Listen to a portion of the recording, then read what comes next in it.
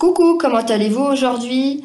Eh bien, avant tout, je voulais vous remercier de vos likes, de vos commentaires et puis d'être abonné à ma chaîne.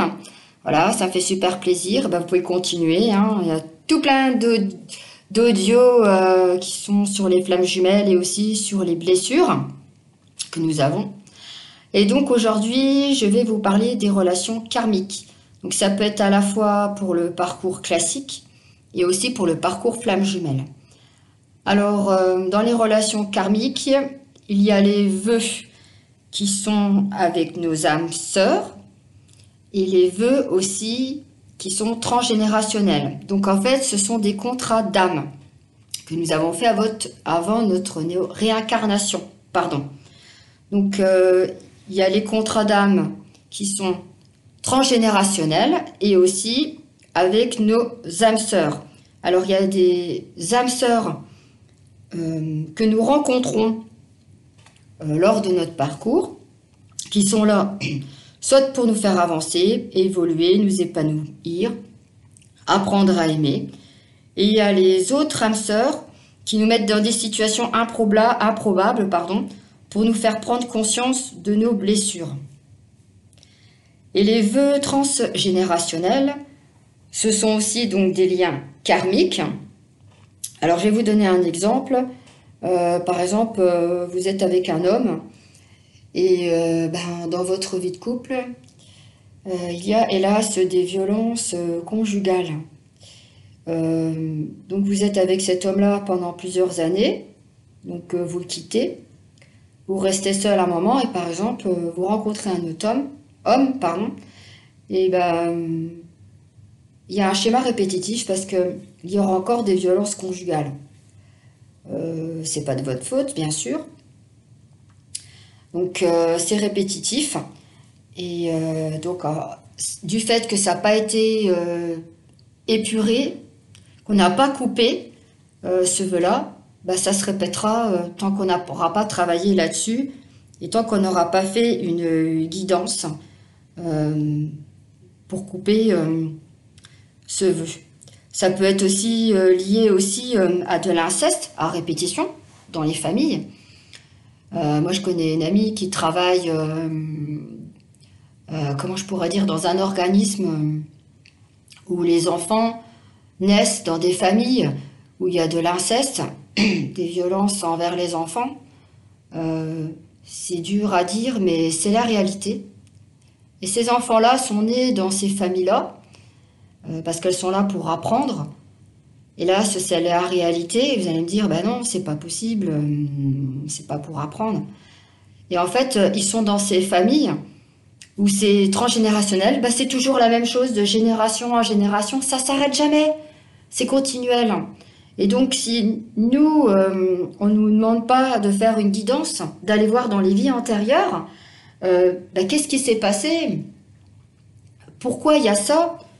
Nous, on va travailler là-dessus. On va couper ce vœu, ce contrat, pour délivrer toutes les générations qu'il y a eu ces schémas répétitifs et aussi pour le futur. Moi, ça m'est arrivé de le faire pour moi parce que j'ai compris qu'il y avait un lien transgénérationnel dans ma famille.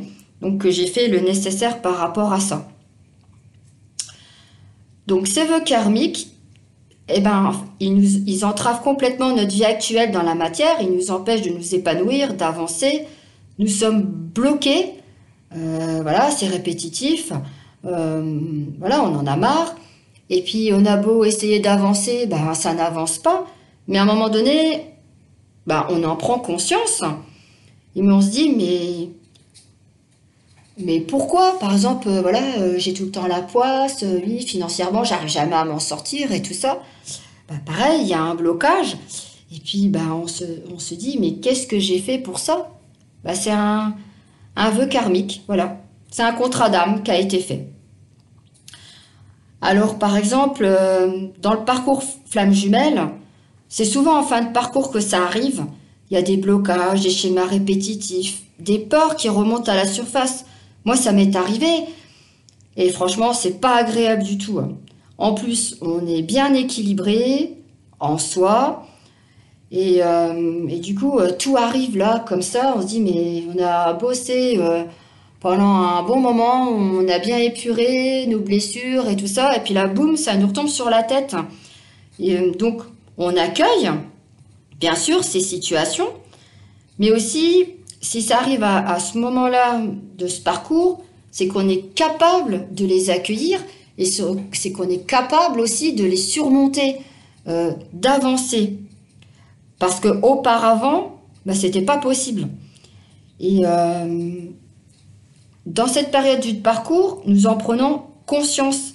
Nous nous posons beaucoup de questions, nous analysons énormément parce que le chaser, ben, d'ailleurs, il aime bien se poser pas mal de questions. Alors pour avancer, c'est sûr, on le fait à l'intérieur, on avance.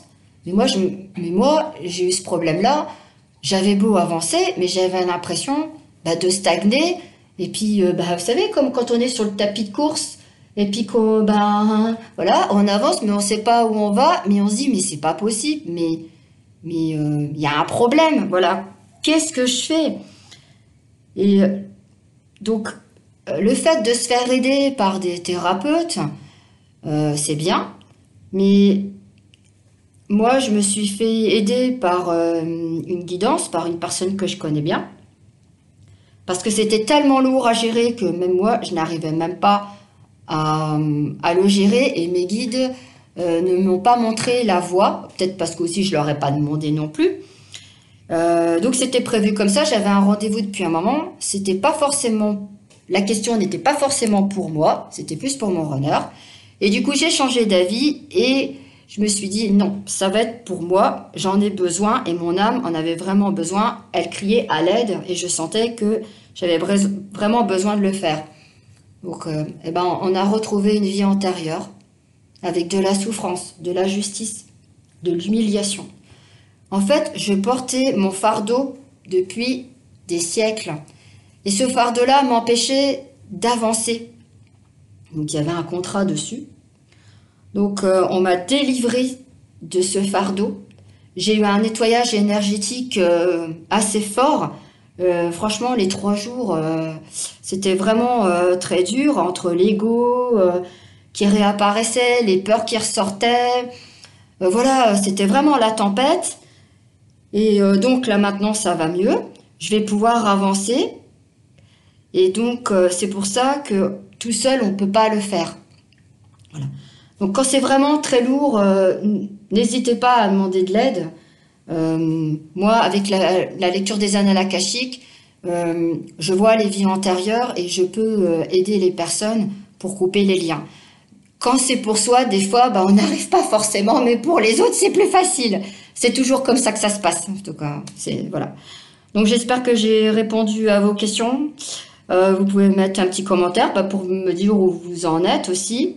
Donc je fais des soins énergétiques, je fais l'accompagnement dans les parcours flammes jumelles pour comprendre, pour que vous puissiez comprendre votre parcours. Il y a toutes les infos en bas du podcast. Voilà, vous pouvez liker, vous abonner, mettre des petits commentaires. Voilà, je vous souhaite bon courage et une très belle journée. Bye bye.